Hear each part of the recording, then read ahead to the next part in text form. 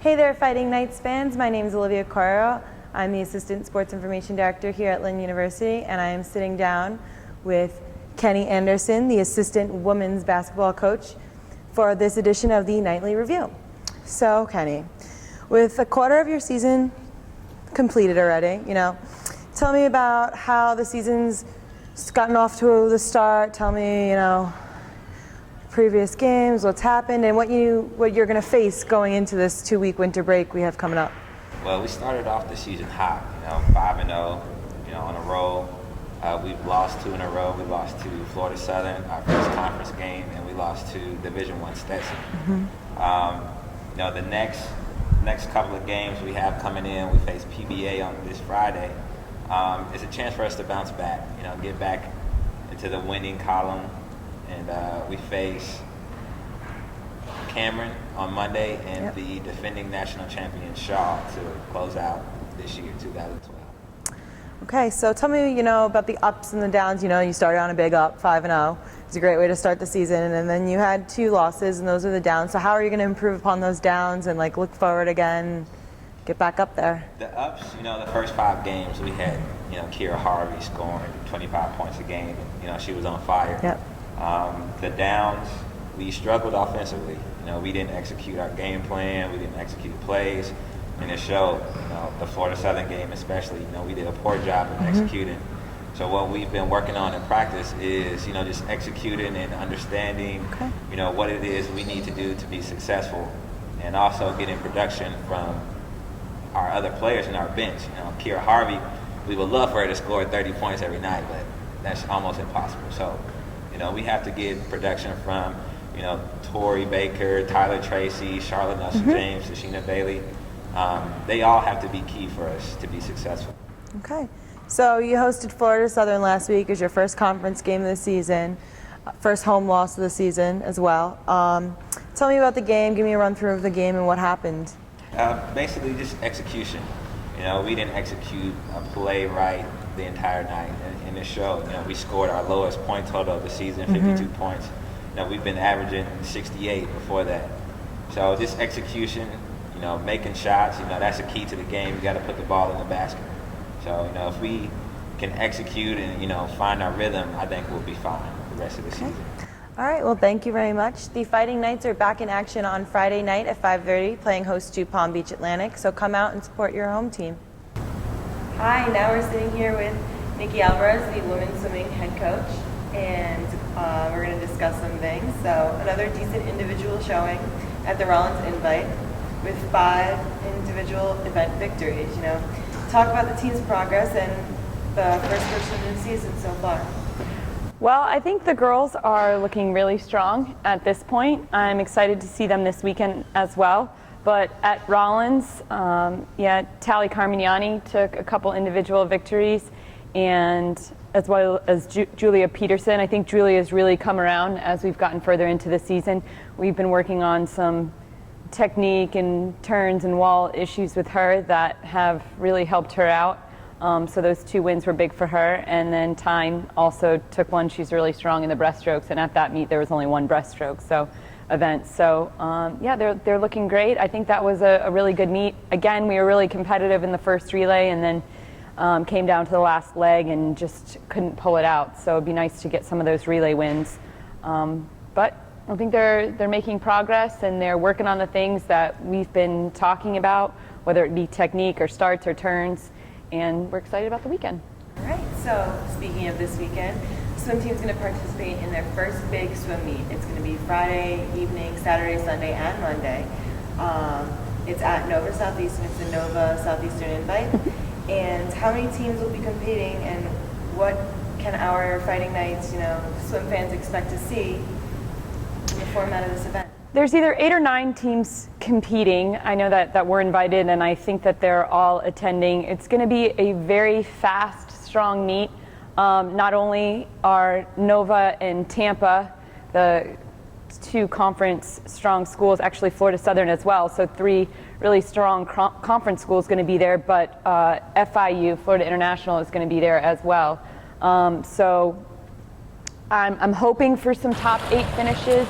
As far as prelims finals go, everybody swims prelims in the morning, and then the top 16 make it back. The top 8 is the A final, and the 9 through 16 is the B final. So I definitely think we can expect some of our stronger swimmers to be in the B final, and I would really like to think that we can put a couple in that A final as well. So that's what we're looking and we're hoping to do. It is a long meet, it's a long weekend, but we are tapering and resting a little bit for it. So hopefully that'll get them through the weekend. But really what we're looking for here are season best times. I mean, this is the first invitational meet we're competing at. And dual meets, we keep them in the gym pretty hard and we work them pretty hard in the pool. So for this, we lay off their functional training and taper them down a little bit. So we'd like to see season best times here at this meet. Okay, so many schools in the water. What are your expectations? I know you touched briefly on B finals and A finals. Anyone in particular you could see, making those A finals and stuff? Well, I think Tally Carmignani has a good shot at making the A final, along with Julia Peterson and Tyne Potheater. All 3 of those girls, if they're on their A game and they swim well, could sneak into that top 8. All right. Well, sounds great. Don't forget that the Nova Southeastern Invitation takes place Friday, Saturday, Sunday, and Monday. So fans, come out and support our women's swim team. Thank you very much. Thank you. I'm now sitting here with head coach for men's basketball, Scott McMillan. And with a quarter of the season complete, tell me how you've gone so far with the season and what you're facing before the 2-week winter break. Well, first of all, I want to congratulate John Roots from the men's soccer program, giving the university their 20th national championship. It's an unbelievable accomplishment. It's extremely, extremely hard to win national titles, and I don't know if many people really realize how hard it is, and I really wanted to just give a shout out to them and congratulate them. Well-deserved effort, and huge congratulations to them from us. But in terms of our season, we're 6 games in so far. They've definitely been up and down a little bit, and that's a little bit to be expected, with the youthfulness of our team, a little bit of inexperience. Would we like to be a little bit further along at this point than we are? Yeah, absolutely. That being said, there are a lot of positives from where we've started to where we are at this point. So, had a tough loss last Saturday against Florida Southern, obviously, losing in a fashion that we did, but there's a lot of positives that I've taken so far out of this. I think guys are starting to buy in. Guys are starting to be committed in terms of the way we want to play. Offensively, we're struggling a little bit, but that's to be expected this time of year. We're not clicking on all cylinders on the offensive end yet, so that's a constant thing that we've got to continue to work on. We're trying to hang our hat on defending and rebounding, and we've gone some stretches this season thus far where that's been really, really good. We just haven't been consistent with it. We haven't been able to put together a 40-minute game defensively. So, that's something that we're continuing to work on as well. But we've got some real positives from that. We know what we're capable of doing defensively. I mean, we're holding a Flagler team that averages almost 88 points a game to 20 points and a half. You've got to be pretty good defensively, to be able to do that. So it's just a matter of sustaining that effort, maintaining a focus and a concentration, a commitment to that side of the ball. And like I said, it's a marathon.